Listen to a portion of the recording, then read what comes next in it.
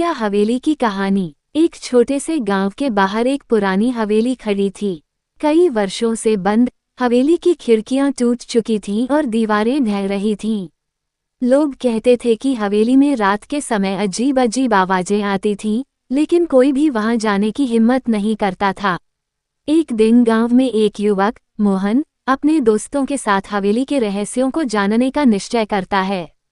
मोहन का मानना था कि ये सब सिर्फ अफवाहें हैं और हवेली में कोई भूत प्रेत नहीं है। रात का अंधेरा घिरते ही मोहन और उसके दोस्त हवेली की ओर बढ़े। हवेली के अंदर घुसते ही उनकी सांसें थम गईं। अंधेरे में वे एक पुराना पियानो देख सकते थे, जो धूल से ढका हुआ था। अचानक पियानो अपने आप बजने लगा। मोहन और उसके दोस्तों ने एक दूसरे की ओर देखा, लेकिन किसी को कुछ समझ में नहीं आया। फिर एक ठंडी हवा का झोंका आया और एक पुरानी तस्वीर गिर पड़ी। तस्वीर में एक परिवार था, जिसमें एक महिला की आंखें बहुत ही बेचैन लग रही थीं। मोहन ने तस्वीर को उठाया और पढ़ा, ये तस्वीर 50 साल पुरानी है। यहाँ के मालिक की पत्नी, जो यहाँ की आत्मा बन गई है। तभी हवेली के भीतर से किसी के रोने की आवाज सुनाई देने लगी। मोहन और उसके दोस्तों ने डर के मारे एक दूसरे का हाथ थाम लिया।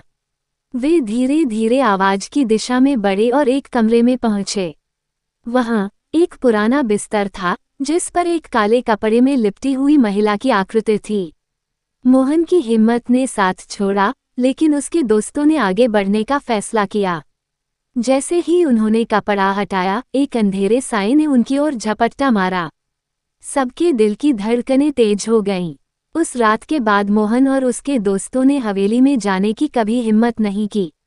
और लोग आज भी कहते हैं कि हवेली में रात के समय रोने की आवाज सुनाई देती है और पियानो अपने आप बज उठता है, मानो वहां एक अधूरी कहानी का इंतजार कर रहा हो। अंत।